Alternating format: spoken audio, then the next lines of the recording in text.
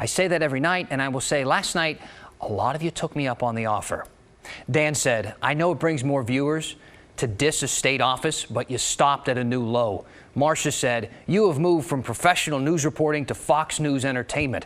Ross said, maybe you do not understand how Oregon works. And John said, I'm very sad and disappointed.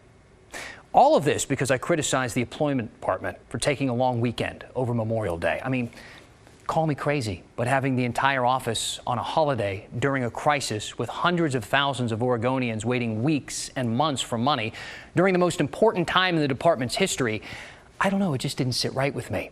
If you didn't see the coverage last night and you want to check it out, it's on my Facebook page and our KGW YouTube channel. Now, a lot of people out there thought that I was attacking the workers, which I wasn't, or at least I didn't intend to make it sound like I was. An anonymous viewer said the person who answers the phone is just a regular worker bee and not the one responsible for the serious decisions of management. I know that. I definitely know that. I guess I just wasn't clear enough about that last night, so I'm sorry. But I do want to be clear about what that day off meant to the people waiting for money, people who haven't seen a cent since they were forced to stay home. People like Anna, who we interviewed last week. I feel like we're all in the twilight zone. But it's like, I feel like I work hard. I pay my taxes. Unemployment takes money out of our checks, and they should help. They should help. It's not like we want to be unemployed. We're kind of forced to be unemployed right now. So I think we should get help. Or, just to get the resources that we need. And I feel bad. I want to put this out there. I don't blame the unemployment people because I know they're stretched. But it's like, we got to do something. Anna's not a mean person. She's not a spiteful person. But she's had to move in with a friend because of all this. She had to go on food stamps. She spends her last remaining dollars on gas to go get food and to spend money on stamps to send letters to the employment office.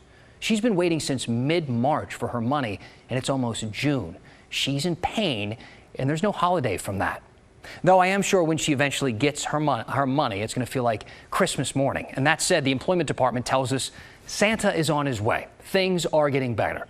Director Kay Erickson testified to a legislative committee today and spent over an hour using PowerPoint to explain a lot of things that we've actually been reporting to you over the past few weeks. And I will say, listen, and I've been saying this all along, considering what they've been up against, they have been doing some really great work.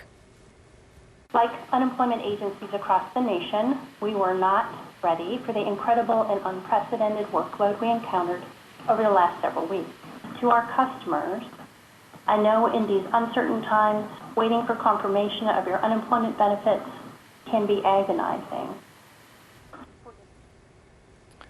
Claims went from an all-time low to an all-time high in just a matter of days. Right now, the employment department handles twice as many claims every day than they were handling per week prior to the crisis. Think about that. They have 6 times the staff right now compared to the start of COVID, and they have processed 91% of the 400,000 plus claims they've received since mid-March. Though I will say, having your claim processed and getting your money is 2 different things. I think some people have been confused about these statistics. While 9 out of 10 people are on track to get paid, only about half of them have actually seen a check. And that doesn't even count the PUA people for benefits on self-employed people. That's a brand new system, and that's even further behind. So right now, as of today, hundreds of thousands of people have still not seen a dime. Now, here's what's going to be starting this week on Friday. The employment department will have more people making outbound calls to resolve some problems with your claim. So answer the phone. They're also going to have some more people answering their phones. So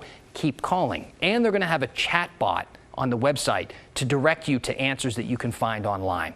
The legislative committee is going to organize some questions and meet with them again on Friday, and they will answer those questions Friday, and we'll continue to tell you what they say. That said, let's take a second and circle back to that day off. We asked the department why they took the holiday, and they still haven't responded. Probably because they don't have time to bicker about this, and that's fine. Just because I'm critical doesn't mean I'm malicious or lack common sense. But some people are, and some people do. We learned today that there have been 3 reports filed by employees who felt threatened by callers. The director described one against her and a colleague that she called a credible death threat. Now they're hiring private security to keep people safe. If you're upset with the system, that's okay. That's fine. But I'll end the segment tonight by echoing a very important phrase from a viewer. The employees there are doing their best, like the rest of us.